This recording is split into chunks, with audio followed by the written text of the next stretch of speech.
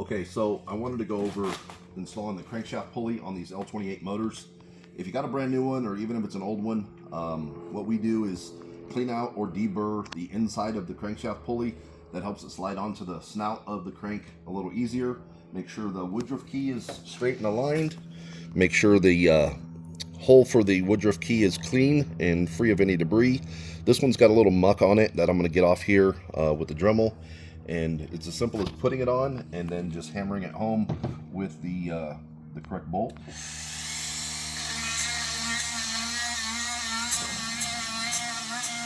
I've got this cordless Dremel here that I use to deburr the inside of this. It doesn't take very long. Gives it a nice, clean, smooth surface. Do it on both sides.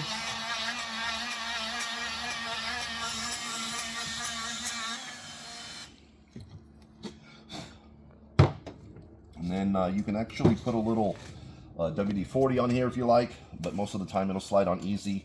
You can see the woodruff key is on top here, and then you just feel where it is on the pulley.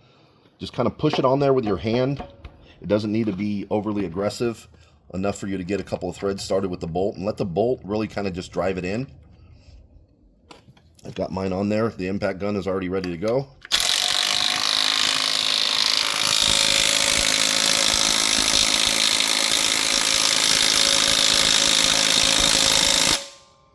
I'm going to go back and retorque that to make sure it's the correct spec, but that's enough to drive it on there for now. Simple as that, and that's installing your crankshaft pulley on an L28.